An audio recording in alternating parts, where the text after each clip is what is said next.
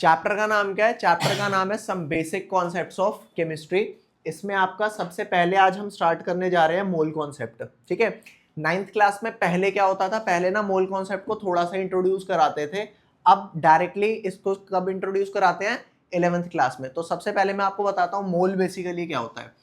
तो यहाँ पर बेटा लिखा है 1 मोल।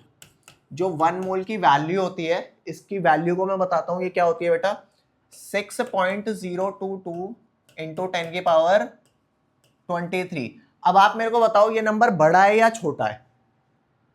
नंबर बड़ा है या इंडिविजुअली आप बोल सकते हो, बड़ा है या छोटा है? हाँ, बड़ा, काफी बड़ा है। ठीक है, तो इस नंबर को थोड़ा सा हम एक्सपैंड कर लेते हैं कि ये कितना बड़ा है। जैसे यहाँ पे 10 की पावर 23 लिखा है, इसका क्या मतलब है? 1 के आगे कितने जीरो होंगे? हाँ, 23। Very good. तो अगर मैं इसको ओपन करता हूं तो क्या आ जाएगा? 6.022 इंटू 1 के आगे कितने जीरो? 23 जीरो। 1 2 3 4 ऐसे करते करते कितने? 20 21 22 23। अब अगर मैं इसको कैलकुलेट करता हूं तो ये पॉइंट हटाया मैंने और यहां नीचे लगा दिया 1000। यहां पे अब क्या होगा? ये 3 जीरो से 3 जीरो कैंसिल आउट हो जाएंगे। अब भी कितने जीरो बचे 1 के आगे? 20। अब ये 20 जीरो वाला नंबर जब मैं मल्टीप्लाई करूंगा 6022 से तो क्या आएगा? 6022 1 2 3 4 5 6 7 8 9 10 11 12 13 14 15 16 17 18 19 20। क्या आया बेटा? ये आई 1 मोल की वैल्यू। अब बताओ ये वैल्यू बड़ी है या छोटी है? ये वैल्यू पहले भी बहुत बड़ी थी और ये एक्चुअल में भी बहुत बड़ी है। कई लोग कहते हैं 1 मोल पॉइंट वाला नंबर है। 1 मोल पॉइंट वाला नंबर नहीं है, ये आपका प्रॉपर एक नेचुरल नंबर है। नेचुरल नंबर बोलो, होल नंबर बोलो, इंटीजर बोलो, प्रॉपर है। ठीक है, अब इसके बारे में हम क्या करते हैं बेटा? सबसे पहले इसे देखते हैं कि हमें इतनी गिनती आती है या नहीं आती। जैसे अगर मैं पूछूं ये कितने हजार लाख करोड़ है, आप बता पाओगे? चेक करके देखते हैं कैसे। ये हो गया वंस, टेंस, 100, 1000, 10,000, लाख, 10 लाख, करोड़, 10 करोड़, अरब, 10 अरब, खरब, 10 खरब। इसके आगे, इसके आगे की गिनती आती है आपको? इसके आगे की गिनती नहीं आती। तो कुल मिलाकर के आप 1 मोल को 1 मोल ही बोलो तो ठीक है, वैसे नहीं पता है नंबर कितना है। समझ में आ रही है बात? जैसे हम एक नंबर होता है जिसे हम बोलते हैं 1 डजन। 1 डजन में कोई भी चीज दुनिया की कितनी होती है? 12। इससे हम बहुत ज्यादा क्या है? फेमिलियर है। 1 डजन से क्या है? फेमिलियर है। अब अगर मैं आपसे ये बोलूं बेटा कि ये पेन है जिसका मास है सपोज 10 ग्राम, तो आप बताओ 1 डजन पेन का मास कितना होगा? अगर एक पेन का मास 10 ग्राम है तो 1 डजन का कितना होगा बेटा? 10 इंटू में 12 मल्टीप्लाई कर देंगे 12 से। रीजन क्या है 12 से मल्टीप्लाई करने का? क्योंकि आप 12 पीस का पूछ रहे हो। 1 dozen is equal to 12 piece का। अब मैं आपसे अगर पूछूं कि 1 मोल पेन का मास कितना होगा, किससे मल्टीप्लाई करेंगे? इस नंबर से जो 1 मोल की वैल्यू है। अच्छा, इस नंबर को हम बोलते क्या है बेटा? ये जो नंबर है ना, इसी नंबर को हम बोलते हैं एवोगैड्रो नंबर। एवोगैड्रो साइंटिस्ट थे जिनके नाम पर, ठीक है, इस नंबर की वैल्यू पड़ी। ठीक है, इसको हम शो करते हैं या तो n0 से या तो Na से। तो अब अगर मेरे को एक पेन का मास पता है और मेरे को 1 डजन पेन का मास निकालना है तो हम क्या करेंगे?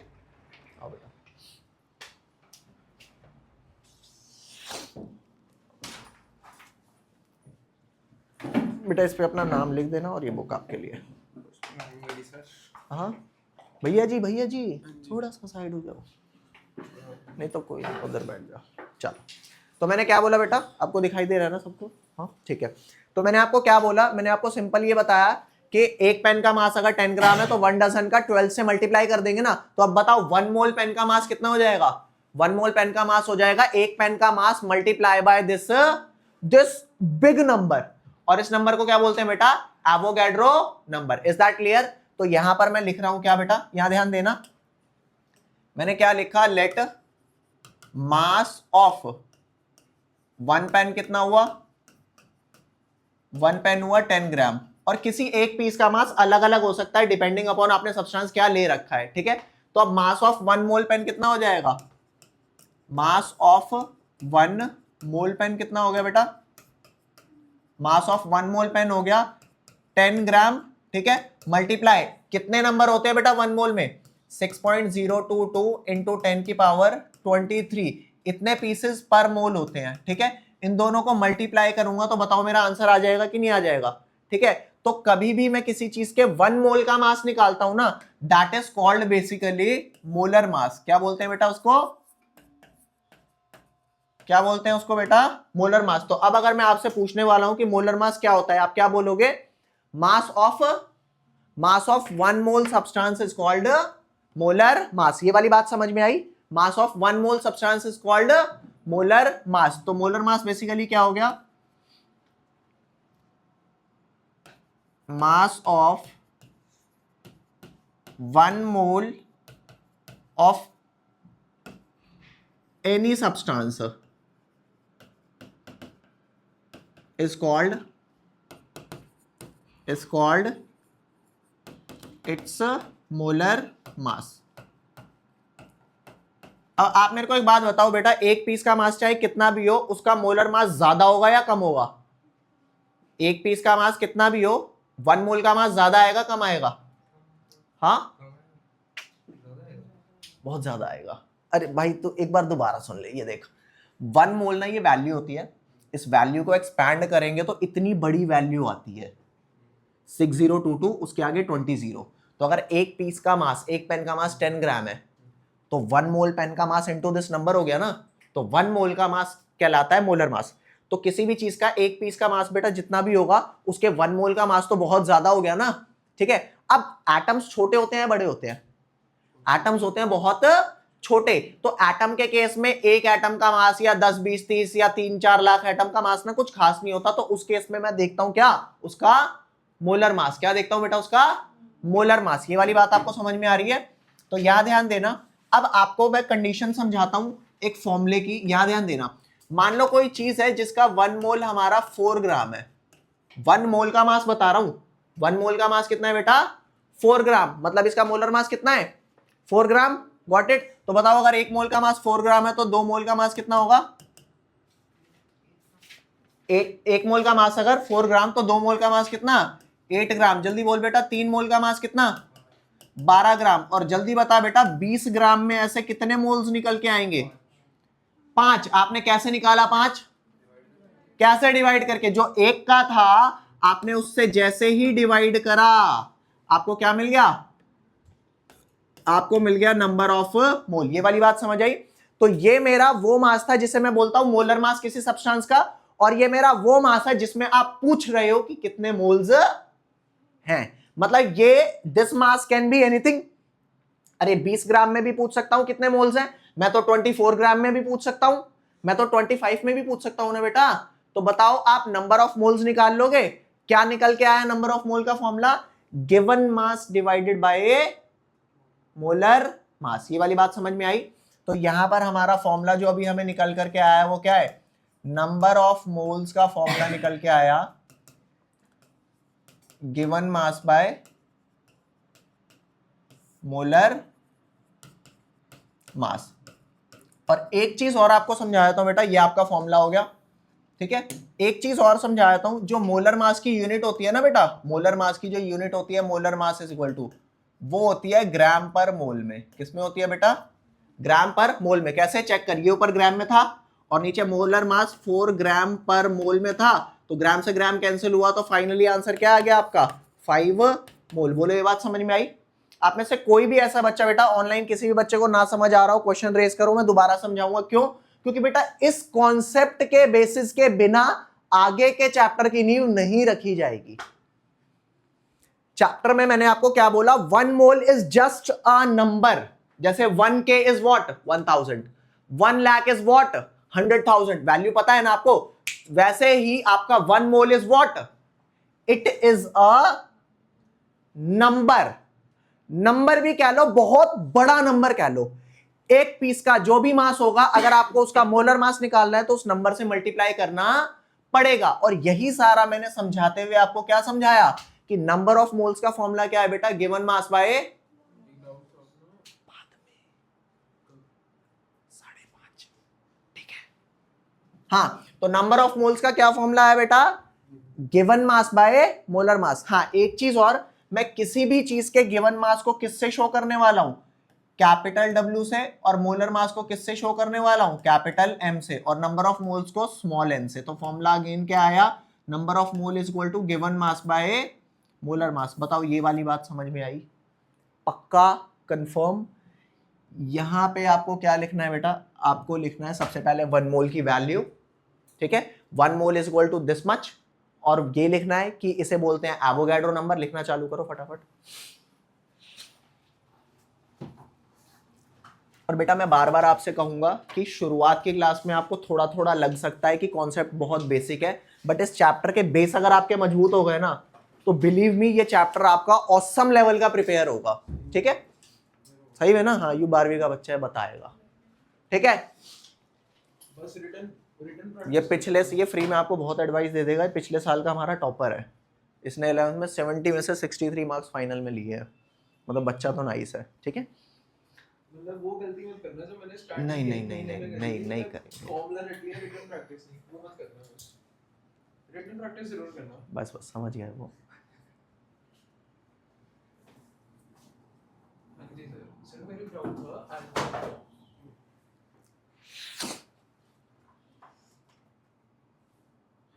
अल्कोहल्स और फिनॉल्स में ना, फिनॉल्स ज्यादा एसिडिक होते हैं क्योंकि उनका पोलर नेचर ऑफ OH जो उसमें जो OH है पोलर, उसका पोलर नेचर ज्यादा है, इसलिए स्टेबलाइज हो जाता है उसका कॉन्जुगेट बेस रेजोनेंस से। अच्छा पोलर नेचर OH का ज्यादा है इसलिए।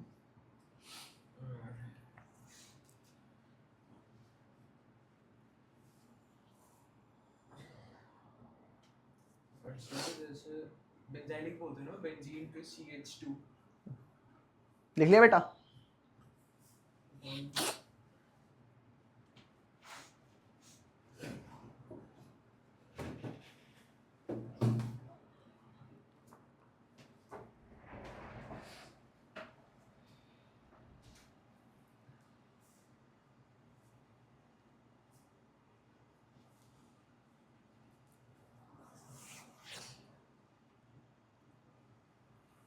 Na का क्या मतलब है? Na बेटा N0 या Na से हम इस वैल्यू को दर्शाते हैं। मतलब Na इज बेसिकली 1 मोल की वैल्यू 6.022 into 10 की पावर 23। चलें नेक्स्ट आ जाओ बेटा। ये वाली बात याद रखनी है कि किसी भी चीज के एक का मास पता होगा तो मोलर मास निकालने के लिए सिंपल क्या करना है, एवोगैड्रो नंबर से मल्टीप्लाई। और बेटा अगर किसी चीज का मोलर मास पता होगा और एक का निकालना होगा तो एवोगैड्रो से डिवाइड। Very nice. ये एक बहुत इंपॉर्टेंट एस्पेक्ट है इस चैप्टर का।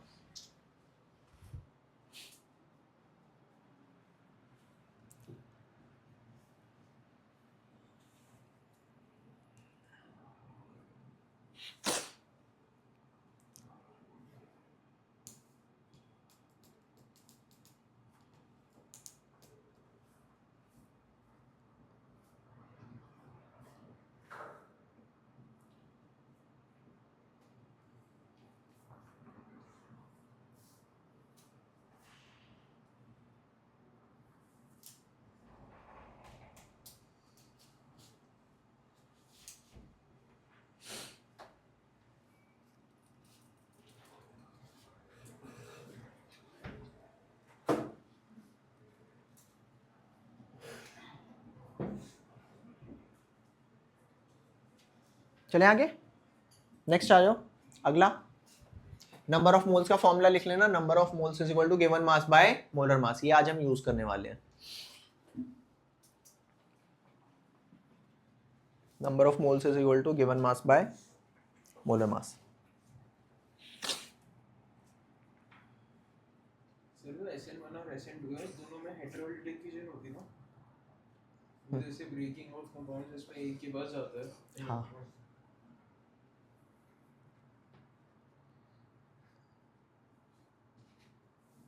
सर प्रोटिक पोलर्स जो H+ लूज करते हैं, जो H2 H+ लूज करते हैं, HCl H2SO4। CH3COH हो गया बेटा? हाँ क्या चीज? ये मोलर मास है 4 ग्राम पर मोल। जैसे 1 मोल का मास अगर 4 ग्राम है तो we can write it as कि 4 ग्राम फॉर 1 मोल, 4 ग्राम पर मोल। ओके ये हो गया बेटा। अब इस चैप्टर के अंदर हमारे टोटल ना 5 मेजर कॉन्सेप्ट है। सबसे पहला मेजर कॉन्सेप्ट स्टार्ट करने जा रहे हैं, उस कॉन्सेप्ट का नाम है बेटा परसेंटेज कॉम्पोजिशन। क्या नाम है बेटा? Percentage composition. तो हेडिंग डालेंगे, यहां पर लिखेंगे first major topic, first major topic, पूरा mole concept in 5 major topic पर है। सबसे पहले का क्या नाम है बेटा? Percentage composition. अब ये परसेंटेज कॉम्पोजिशन आपका टोटली नया टॉपिक है, ठीक है। इसमें है क्या, जैसे आप बच्चों ने carbon and its compound chapter पढ़ा 10th क्लास में, समझ आया? थोड़ा आया थोड़ा नहीं आया, कुछ के साथ ऐसा भी होगा, है ना? है फुल है, चलो। तो यहां ध्यान देना बेटा, मैं आपसे अगर पूछूं कि इथेन का फॉर्मूला क्या होगा, क्या बोलोगे बेटा? इथेन का फॉर्मूला बोलोगे C2H6, गॉट इट। और ये इसका क्या है? ये इसका मॉलिक्यूलर फॉर्मूला है। क्या बेटा? ये इसका मॉलिक्यूलर फॉर्मूला। मॉलिक्यूलर फॉर्मूला को हम MF से शो कर सकते हैं, ठीक है। अब इसमें 2 कार्बन है और 6 हाइड्रोजन है। अगर मैं कहूं कि भाई कुछ कॉमन काट, इसमें क्या कॉमन काटोगे? C2H6 में से, C2H6 में से आप क्या कॉमन काट सकते हो? 2 और 6 में। सिंपलेस्ट होल नंबर अगर करना चाहो तो क्या हो जाएगा? 2 1 2, 2 3 जा, तो ये क्या निकल के आया? C1H3। तो जो मॉलिक्यूलर फॉर्मूला है ये आपको ये बताता है किसी भी कंपाउंड का कि उसके एक मॉलिक्यूल में कौन सा एटम कितने हैं। जैसे कार्बन कितने हैं? 2, हाइड्रोजन कितने हैं? 6। ये बताता है मॉलिक्यूलर फॉर्मूला, ठीक है। बट ये जो नेक्स्ट है ना, ये नेक्स्ट आपका है बेटा कौन सा? Empirical formula. कौन सा फॉर्मूला है बेटा? Empirical formula. एम्पिरिकल फॉर्मूला क्या बताता है? वो आपको बताता है basically simplest whole number ratio बताता है। किसका? जो डिफरेंट एलिमेंट प्रेजेंट होते हैं एक मॉलिक्यूल ऑफ कंपाउंड में। Is that clear? तो यहां पे जो आपका रेशियो है C और H का क्या है? 1 और 3। अब आप मेरे को बताओ आपने कौन से नंबर से काटा? कॉमन क्या था? 2। तो वो जो 2 है ना बेटा, वो 2 इनका n फैक्टर है। 2 क्या है इनका? n factor. और आप ये बात जानते हो कि अगर 2 में वापस मल्टीप्लाई कर दूंगा C1H3 में, तो अगेन क्या बन जाने वाला है? C2H6। अब जरूरी नहीं है n फैक्टर हमेशा 2 हो, वो कुछ भी हो सकता है। कई बार ऐसा हो सकता है कि जो एलिमेंट लिखे हैं ना उनके बीच में कुछ कॉमन है ही नहीं। कैसे? यहां पे चेक करना। अगर मैं बात करूं सपोज प्रोपेन की, किसकी बात करूं? सपोज प्रोपेन की, तो प्रोपेन का फॉर्मूला क्या होता है बेटा? C3H6। तो इसका मॉलिक्यूलर फॉर्मूला क्या निकल के आया? आजा बेटा आजा, आजा, कोई गल नहीं, आजा बैठ जा। 10th में यही पढ़ते थे, हैं? यही सही है, चलो कोई नहीं। अब तुम्हारे लिए चल रही है बेटा इंग्लिश पिक्चर। कौन सी? इंग्लिश पिक्चर, क्योंकि हिंदी में तो शुरुआत से चालू था, ठीक है। अभी समझ आए तो ठीक है, नहीं तो बैकअप दूंगा, क्या कर सकते हैं। तो यहां ध्यान देना बेटा, प्रोपेन का जो मॉलिक्यूलर फॉर्मूला है कितना है? क्या है? C3, ये मत बोलना कि 6 है, कितना है? C3H8। अब बता कॉमन क्या कटेगा? कुछ भी नहीं। तो जो इसका एम्पिरिकल फॉर्मूला आएगा वो भी क्या आएगा बेटा? C3H8। ये हो गया आपका एम्पिरिकल फॉर्मूला। जल्दी बोल बेटा, n फैक्टर क्या है? 1। अच्छा नेक्स्ट आ जा, ग्लूकोज के बारे में आ जा। ग्लूकोज का मॉलिक्यूलर फॉर्मूला क्या है बेटा? C6H12O6। ये आप पढ़ चुके हो, ये इसका मॉलिक्यूलर फॉर्मूला है। जल्दी बता बेटा एम्पिरिकल फॉर्मूला क्या आएगा? चल चल, n फैक्टर बोल, n फैक्टर। 6 आया, तो अगर 6 से मैं काट दूंगा तो मेरा क्या आ जाएगा? C1H2O1। ये आ गया बेटा एम्पिरिकल फॉर्मूला। बताओ बेटा एम्पिरिकल फॉर्मूला मॉलिक्यूलर फॉर्मूला समझ आया? तो मॉलिक्यूलर फॉर्मूला हम कैसे डिफाइन कर सकते हैं? इट इज डिफाइंड क्या कि molecular formula tells us the exact number of different atoms present in one molecule of any compound. Got it? Whereas आपका जो एम्पिरिकल फॉर्मूला होता है वो क्या बताता है बेटा? It tells us simplest whole number ratio of different element present in one molecule of compound. Is that clear? इसको फटाफट लिखो, फिर मैं डिफाइन करता हूं इनको। फटाफट लिखो।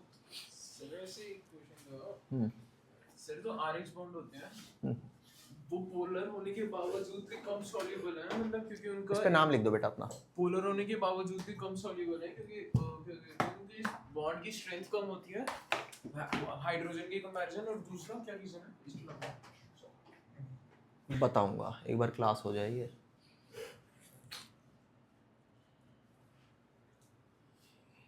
सर 12th का तो सारे ही आता है ऑलमोस्ट, 11th का नहीं आता पूरा।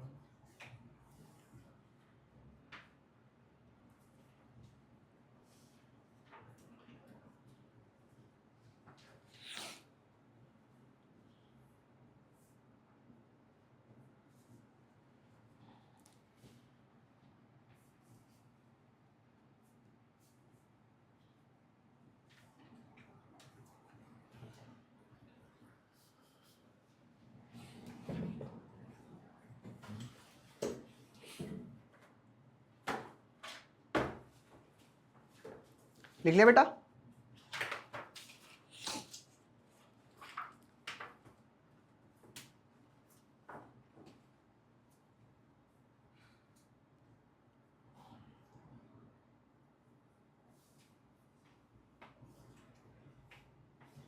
चले आगे, मॉलिक्यूलर फॉर्मूला की डेफिनेशन लिखते हैं। मॉलिक्यूलर फॉर्मूला को डिफाइन करते हैं बेटा क्या? Molecular formula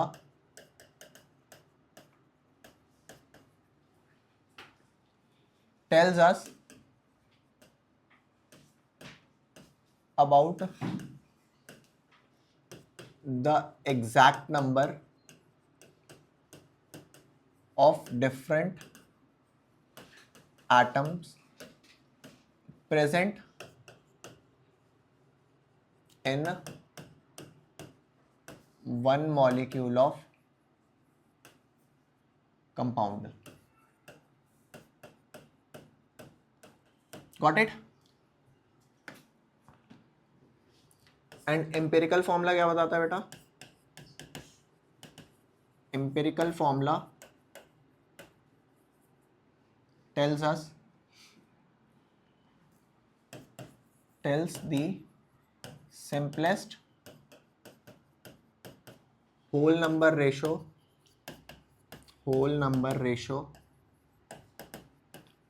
of different element present in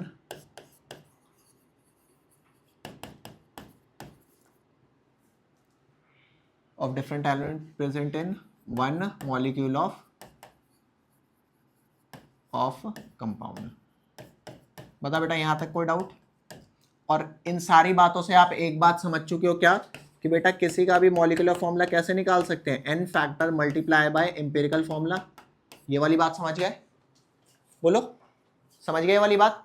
अब एक चीज और समझनी है इसके बारे में, एक छोटी सी चीज और, ये आप समझ चुके हो। अगला क्या है?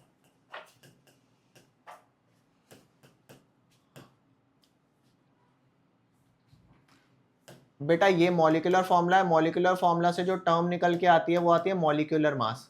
क्या आता है बेटा? क्या निकल के आता है? मॉलिक्यूलर फॉर्मूला वो मॉलिक्यूलर मास, और एम्पिरिकल फॉर्मूला से टर्म क्या निकल के आती है बेटा? एम्पिरिकल मास। आप सारे बच्चे बेटा एक बात तो जानते ही हो कि मैं कार्बन का एटॉमिक मास कितना लेता हूं 12, और हाइड्रोजन का कितना लेता हूं बेटा 1, यही तो लेता हूं। कार्बन का क्या लेता हूं 12, और ऑक्सीजन का क्या लेता हूं, हाइड्रोजन का लेता हूं 1, ठीक है। तो मॉलिक्यूलर मास बताओ C2H6 का कितना आ जाएगा? मॉलिक्यूलर मास C2H6 का कितना आ जाएगा? 12 इंटू 2 प्लस 1 इंटू 6, कितना आ गया बेटा? 30 आया? बोलो हाँ। उसके बाद इंपेरिकल फॉर्मूला, इंपेरिकल मास कितना आ गया इसका?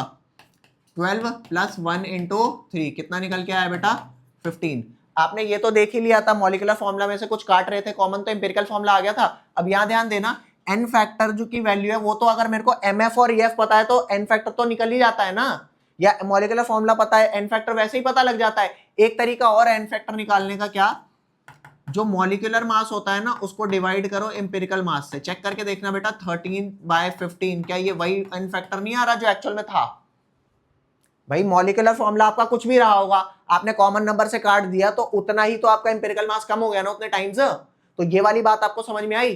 तो आपको अब क्या समझना है? आपका जो की कॉन्सेप्ट है यहाँ पर फिलहाल अभी ये है कि n factor molecular mass by empirical mass है। उसके बाद एम्पिरिकल फॉर्मूला में वो जो एन फैक्टर आपने निकाला है यहाँ से उसे मल्टीप्लाई कर देंगे, क्या आ जाएगा? Molecular formula. अब आप इसके क्वेश्चन करने के लिए तैयार हो। आपको क्या क्या इंपॉर्टेंट होगा इस वाले कॉन्सेप्ट को समझने के लिए? सबसे पहला आपको फॉर्मूला पता होना चाहिए, गिवन मास बाय मोलर मास क्या होता है बेटा? Number of moles. फिर आपको यह पता होना चाहिए मॉलिक्यूलर फॉर्मूला क्या होता है? मॉलिक्यूलर फॉर्मूला बताता है आपका exact number of different atom, और एम्पिरिकल फॉर्मूला क्या बताता है? उसका सिंपलेस्ट होल नंबर रेशो। और मॉलिक्यूलर फॉर्मूला से मॉलिक्यूलर मास, एम्पिरिकल फॉर्मूला से empirical mass. Is that clear? अगर यहां तक क्लियर है तो आगे हम क्वेश्चन करने के लिए बिल्कुल तैयार है। चलें आगे, आओ।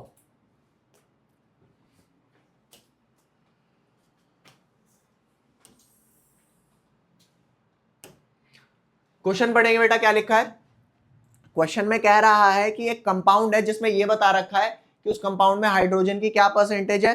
कार्बन की क्या परसेंटेज है और क्या बता रखा है, और क्लोरीन की परसेंटेज बता रखा है। मतलब उस कंपाउंड के अंदर ना कार्बन है, क्लोरीन है और हाइड्रोजन है। अब हमारे को निकालना क्या है, और एक चीज और बता रखा है, उसका मोलर मास कितना है बेटा, 98.96। आपको एक बात बता देता हूं, 9th क्लास में आपने एटॉमिक मास वाला टॉपिक पढ़ा था, मोलर मास नहीं पढ़ा था। तो इस चैप्टर के अंदर एक मेजर टॉपिक है आपका एटॉमिक मास और मोलर मास और मॉलिक्यूलर मास, बट वो हम पढ़ेंगे चौथे नंबर पे, ठीक है। वो मेरा चौथा मेजर टॉपिक है। उससे पहले मैं आपको एक बात बता देता हूं, किसी चीज का मोलर मास अगर कुछ दे रखा है, यहां पे मोलर मास क्या दे रखा है बेटा, चेक करना, यहां पे मोलर मास दे रखा है 98.96, तो इस मॉलिक्यूल का मॉलिक्यूलर मास भी 98.96 ही होगा। मतलब वैल्यू वाइज सेम होगा, यूनिट अलग हो जाएगी।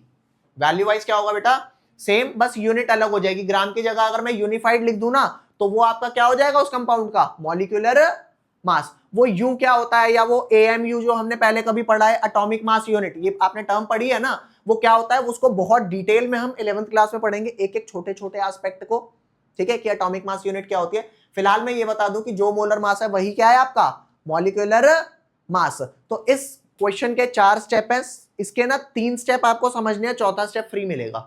3 स्टेप समझने हैं, चौथा फ्री मिलेगा। अब ध्यान देना, मान लो मैं क्या करता हूं, मेरा सबसे पहला स्टेप क्या है इसका, स्टेप 1 इज बेसिकली मैं क्या करूंगा, let mass of overall compound be 100 gram. आप पता है, आप चाहो तो इसे 100 की जगह कुछ और भी लेट कर सकते हो।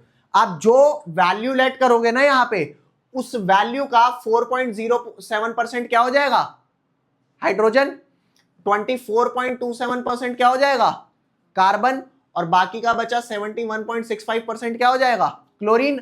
बट मैंने 100 क्यों लेट किया, क्योंकि 100 का 4.07% क्या होता है, 4.07।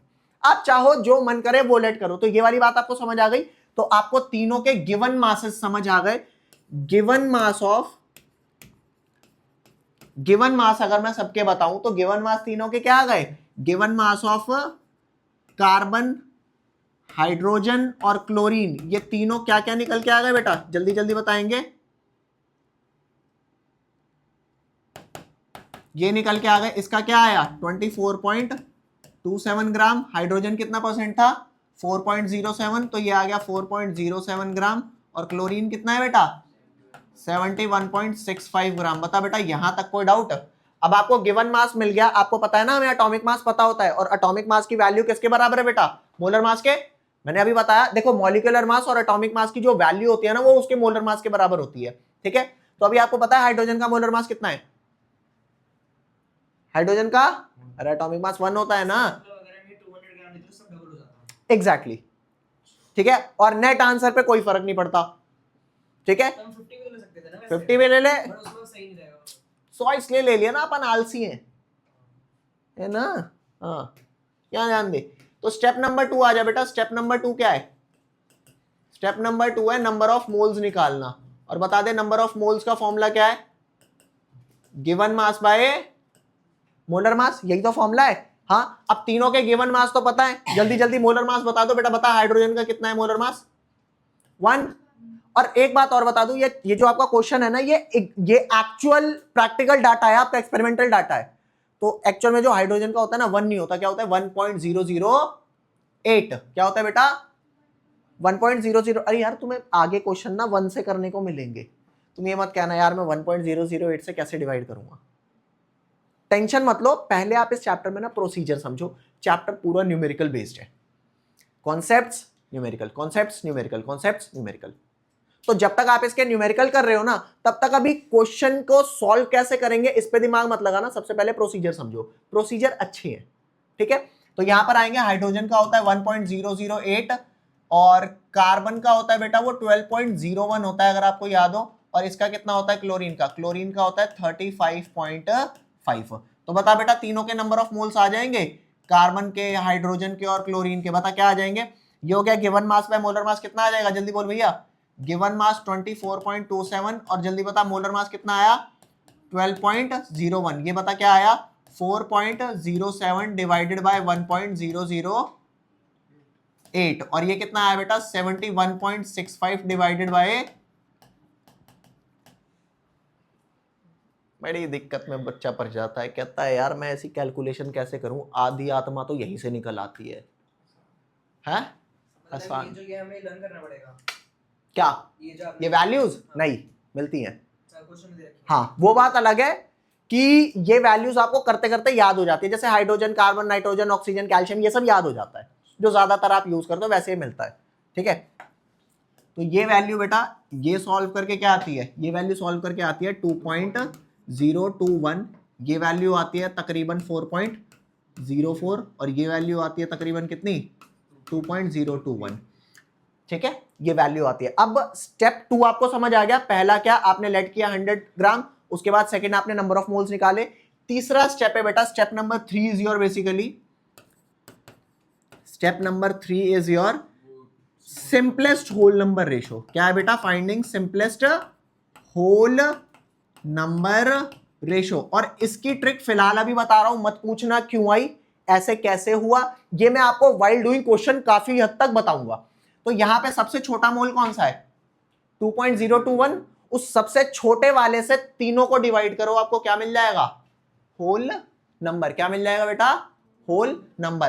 तो ये जो सिंपलेस्ट होल नंबर आपको मिलने हैं कैसे आएंगे, स्मॉलेस्ट से डिवाइड करना है, तो CH और CL को क्या करेंगे, ये वैल्यू कितनी है 2.021, ये वैल्यू कितनी है 4.04, ये वैल्यू कितनी है 2.021। अब डिवाइड करेंगे सबको सबसे छोटे वाले से, तो क्या हो जाएगा 2.021, ये क्या आ गया 2.021 और ये क्या आ गया डिवाइड बाय 2.021। अब ये वाले तो आपको पता लग ही रहे हैं बेटा कितने आए कट पेट करके, ये तो एग्जैक्ट 1 आ गया।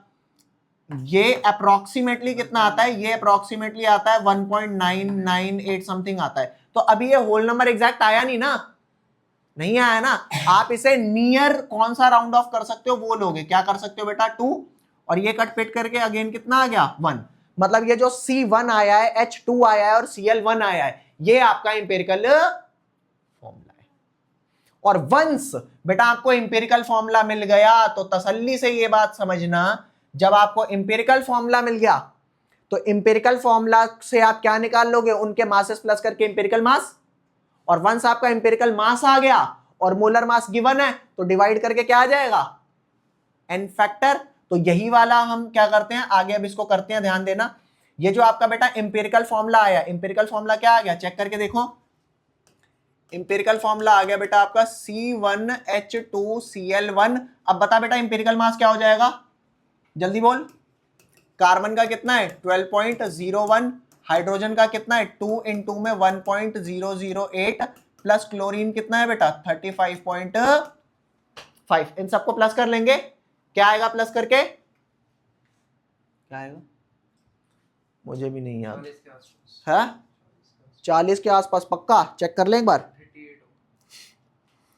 बार मैं चेक करके रुक जा, हाँ 49 समथिंग कुछ आएगा, 35.5 प्लस 2.016 प्लस कितना बेटा और 12.01, ये आ गया बेटा आपका 49.526। कितना आ गया बेटा 49.526। Is that clear. तो ये वैल्यू आ गई आपकी 49.526, इतने ग्राम आ गया। अब बता तेरे को इंपेरिकल मास पता है, तुझे मोलर मास या मॉलिक्यूलर मास जिसे बोलो वो पता है, तो बता n फैक्टर आ जाएगा। तो ये वैल्यू कितनी है बेटा 98.96, ये वैल्यू कितनी है 49.526। इसे सॉल्व करेंगे अप्रोक्सीमेटली कितना आ गया 2, ठीक है। ये भी आपको नियरेस्ट होल नंबर ही लेना है, ऐसा नहीं है कि 1.8 आ रहा था आपने 2 कर दिया, 1.99 समथिंग आ रहा होगा तभी 2 करेंगे, अदरवाइज या 2.01 समथिंग आ रहा होगा तो, क्योंकि बहुत ज्यादा गैप कभी नहीं आता, क्योंकि आपको यहाँ जितने क्वेश्चन कराए जाएंगे ना सारे एक्सपेरिमेंटल डाटा पे बेस्ड है, या फिर एग्जैक्ट वैल्यू उसकी मैच हो रही होगी तभी दिया जाएगा, अदरवाइज बच्चे का मोरल हो जाएगा डाउन। तो आजा बेटा आपका n फैक्टर क्या हो गया, n फैक्टर की जो भी वैल्यू थी उसे मल्टीप्लाई करेंगे इंपेरिकल फॉर्मूला में और आपको क्या मिल जाएगा मॉलिक्यूलर फॉर्मूला। तो n फैक्टर की वैल्यू आई 2 और इंपेरिकल फॉर्मूला था C1H2Cl1, तो क्या आ गया आंसर फाइनली C2H4Cl2, ये आपका आ गया बेटा मॉलिक्यूलर फॉर्मूला। आप इसको तसल्ली से सबसे पहले बेटा नोट करने से भी पहले सबसे पहले क्या समझना है कि इस क्वेश्चन में आपको दिया क्या था और आपने किया क्या। इसमें 4 टोटल स्टेप थे। पहला, आपको हर एलिमेंट की परसेंटेज दे रखी थी, जितनी परसेंटेज दे रखी थी अगर मैं 100 मान लूंगा तो वो उनके गिवन मास होगा, this is your first step. Second, उनके मोलर मास से डिवाइड करेंगे, you will get number of mole. Third, जो स्मॉलेस्ट मोल होगा तीनों से डिवाइड कर देंगे, you will get simplest whole number ratio. और जैसे ही सिंपलेस्ट होल नंबर रेशो आ गया तो आपको क्या करना है, वो आपका हो गया इंपेरिकल फॉर्मूला। इंपेरिकल फॉर्मूला से इंपेरिकल मास निकालना है और मोलर मास आपको दिया होगा। और याद रखना, अगर मोलर मास नहीं दिया होगा तो क्या दिया होगा, तो कुछ कंडीशन दी होगी जिससे मोलर मास निकाल सकते। हाँ ठीक है, ये वाली बात समझ में आई बेटा। लिखना चालू करें, कहां से लिखना था, यहां से। हाँ लिखो बेटा, आराम से लिखो। और बच्चों जितने साल से भी पढ़ रहे हो ये बात तो समझ में आई गई होगी कि शुरुआत में और एंड में पढ़ने वाले बच्चे बहुत सारे होते हैं। मजे कौन लेता है, जो बीच में भी पढ़ते रहते हैं। अरे भाई पूरे साल पढ़ना है। हाँ मैं तो वही कर रहा हूँ। हाँ तू तो वही कर रहा है भाई, सही बात है। मैं ज्ञान भी किसे दे रहा हूँ यार। और सर वैसे सुनो सर, जो मैं तो रात को भी कभी कभी जाग के पढ़ लेता हूँ, जो लोग एंड मोमेंट पे करते हैं चीजें, मतलब इतना नहीं पढ़ता है कभी कभी। इतना तो मैं नहीं पढ़ता भाई। आपकी 12वीं में कितनी परसेंटेज थी बोर्ड्स में? मेरी 87। सही है। कहाँ सही है बे, बहुत मार मारूंगा, तेरी आ जाएगी तो तू रोएगा इतने में। सर आपने मॉडल सेट करा था ना अपना एटलीस्ट इतनी परसेंटेज का, नहीं ये भी डिपेंड करता है।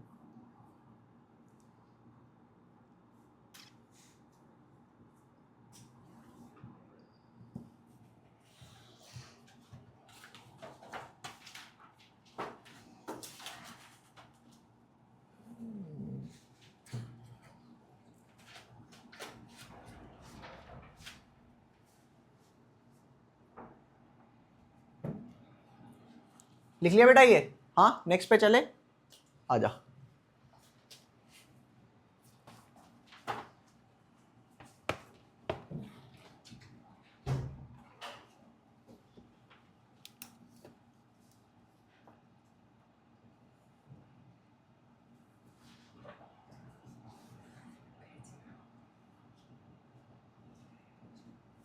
क्या हुआ, कुछ हुआ?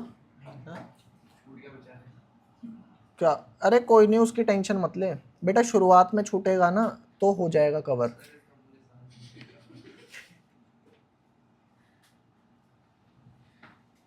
साइंस मिल चुकी है, मिल चुकी है प्री बोर्ड के नंबरों पे।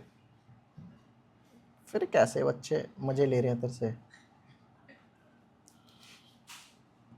तेरे को एक बात बताऊं, पहले बच्चा साइंस लेता है, फिर तुम लगा लेना है, फिर तुमने सुना होगा, बाकी रील वील तो देखते ही होगे हैं। ठीक है, बचना इस बात से, मैं तो पूरे साल रिमाइंड कराता ही रहूँगा। We will have fun this year.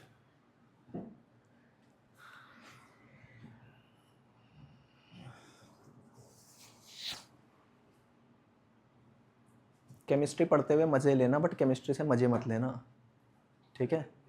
हाँ हो तो जाएगा।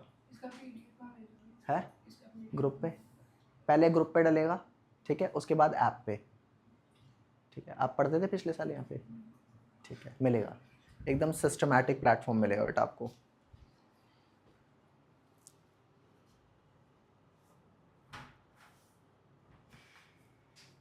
आपको पूरे साल बेटा सिर्फ एक काम करना है, क्या कि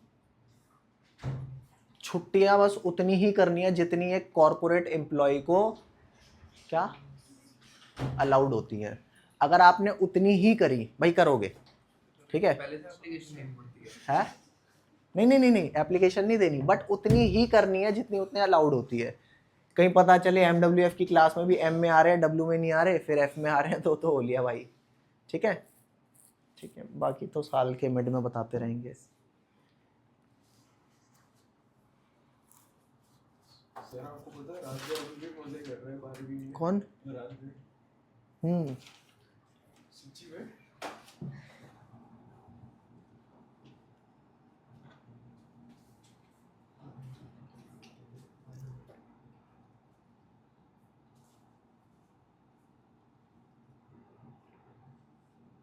चले बेटा।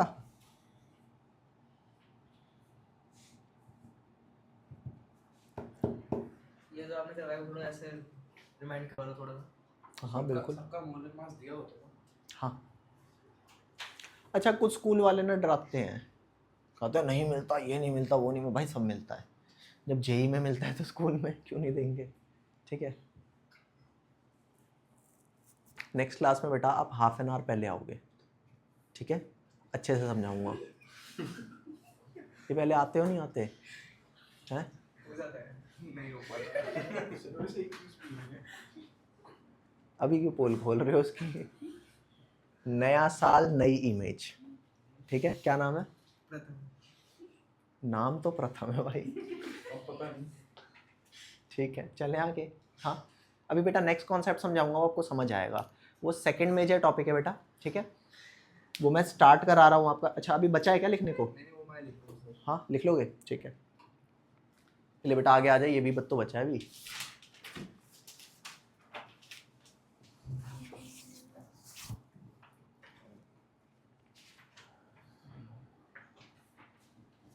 बेटा ऑनलाइन स्टूडेंट्स कोई डाउट आप लोगों को?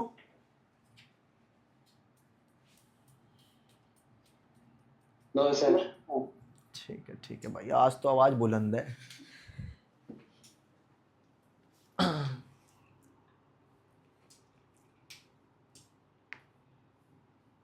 पक्का समझ आ गया ना ये?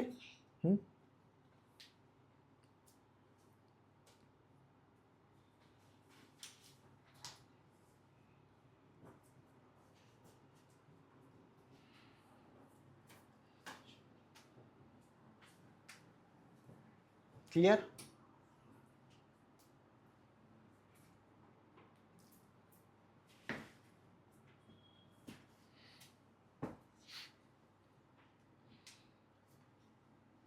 चले आगे। आ जा बेटा, ये देख, ये तो आपका एक हो गया।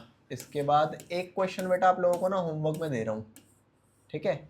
सॉल्व एग्जाम्पल है, बट आपके ना इसमें दे रखा है किताब में, ठीक है? ये आपका क्या है? होमवर्क है, ठीक है? अभी ये आपको ट्राई करके आना है, ठीक है? नहीं होगा हम इसे डिस्कस करेंगे। अभी नेक्स्ट हमारा आता है बेटा, नेक्स्ट मेजर टॉपिक कौन सा है? आज मैं चालू करा रहा हूँ नेक्स्ट मेजर टॉपिक, ठीक है? आज पूरा नहीं होगा बट थोड़ा थोड़ा आपको समझ में आएगा। तो यहाँ पे लिख देते हैं बेटा सेकंड मेजर टॉपिक। इसका नाम है बेटा क्या? इसका नाम है standard temperature and pressure condition. क्या नाम है बेटा? Standard temperature and pressure condition.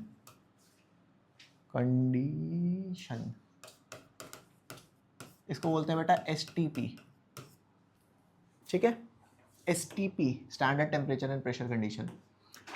आपको बताता हूं, एक इक्वेशन होती है which is called ideal gas equation. क्या होती है? गैस कभी आइडियल होती है? इस दुनिया में कोई भी चीज आइडियल होती है? आइडियल बिहेवियर को हम अप्रोच करने की कोशिश करते हैं, कुछ कंडीशंस आइडियल होती हैं, ठीक है? आइडियल कंडीशन पे गैस आइडियली बिहेव करती है बट वो हमेशा नहीं करती, ठीक है? तो बेटा जो हमारी आइडियल गैस इक्वेशन होती है वो क्या होती है हमारी? PV is equal to NRT। क्या होती है बेटा? PV is equal to NRT। अब मैं यहाँ पे आपको एक एक करके डिफाइन करता हूँ ये है क्या क्या। बेटा P यहाँ पे प्रेशर ऑफ गैस है। क्या है P? प्रेशर। V क्या है बेटा? वॉल्यूम। N क्या है बोलो? N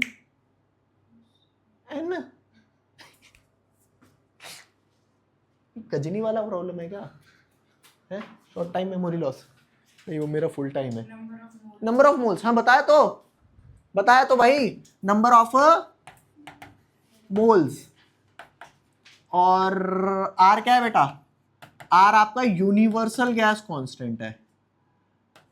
क्या है बेटा? Universal gas constant. और लास्ट में टी क्या है? टी है आपका temperature in kelvin.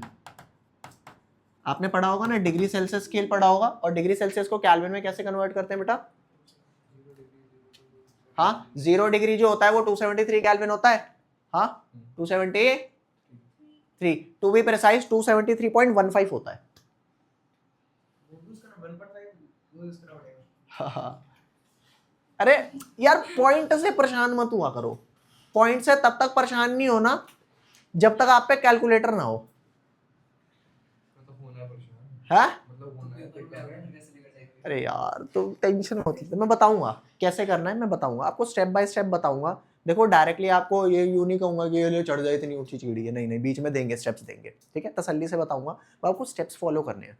Steps follow किए, कॉन्सेप्ट बन जाएंगे। तो ध्यान देना, यहाँ पे जो आर है ना बेटा, इसकी वैल्यू मुझे पता है, बिकॉज ये कॉन्स्टेंट है। इसकी वैल्यू क्या है पता है आपको? पता है यूनिवर्सल कांस्टेंट और नॉर्मल कांस्टेंट में क्या फर्क होता है? आपने पढ़ा होगा V equal to I R, पढ़ा है ना?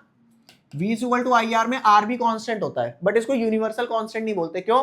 क्योंकि अलग अलग रेजिस्टर की अलग अलग रेजिस्टेंस होती है। बट ये जो G होता है ना, ये यूनिवर्सली सब जगह जाओ, मतलब ये मीडियम मीडियम पे डिपेंड नहीं करता, तो वो यूनिवर्सल कांस्टेंट नहीं है, ये यूनिवर्सल कांस्टेंट है। तो इसकी वैल्यू तो चलो मुझे पता है। अब बताओ मेरे पास वेरिएबल बचे कितने? कितने वेरिएबल बचे? 4। अब अगर मैं आपको ये बात बोलूं, तसल्ली से सुनना, बहुत तसल्ली से, मैंने आपको कहा ना तो दूंगा प्रेशर की वैल्यू, ना दूंगा नंबर ऑफ मोल की वैल्यू, ना दूंगा टेम्परेचर की वैल्यू। आर की वैल्यू तो मुझे पता है। क्यों पता है? क्योंकि भाई वो तो कांस्टेंट है। मैं कहूंगा बता दे वॉल्यूम कितना है, बता दोगे? ना पी दिया, ना एन दिया, ना टी दिया, मैं कह रहा हूं वी बता दो। अच्छा, कैसे बता दूं? तुम कुछ दो मत और मैं बताता चलूं। Is this possible? लेकिन मैं आपको यह कह रहा हूं, क्या कह रहा हूं, एक बार फिर कहूंगा, प्रेशर दे दिया, नंबर ऑफ मोल दे दिया, टेम्परेचर दे दिया, और आर तो मुझे पता है। अब बताओ वी की वैल्यू। तो कब ले, अभी सॉल्व करके देता हूं। Is that clear? अरे आर की वैल्यू क्या है वो छोड़ो, बट आर की वैल्यू पता है, वो तो मुझे पता है ना। तो अगर मेरे को पी नहीं दिया, एन नहीं दिया, टी नहीं दिया, तो वी मत पूछ। मेरे को दे पी, मुझे दे एन, मुझे दे टी, तो मैं तुझे क्या दूंगा? वी। Is that clear? अब अगर मैं आपसे बोलूं, क्या बोलूं, कुछ तो बोलूंगा। मैं अगर तुम्हें कहूं मैं तुम्हें पी दूंगा, मैं तुम्हें टी दूंगा, मगर मैं तुम्हें एन नहीं दूंगा, अब बता वी। बोलो। एन की टर्म्स में आ जाएगा आंसर। और या फिर हम ऐसे भी कह सकते हैं कि पी दे दिया, टी दे दिया, तो लाले कोई नई बात नहीं है, जितना एन ले लेना उस हिसाब से वी ले लेना।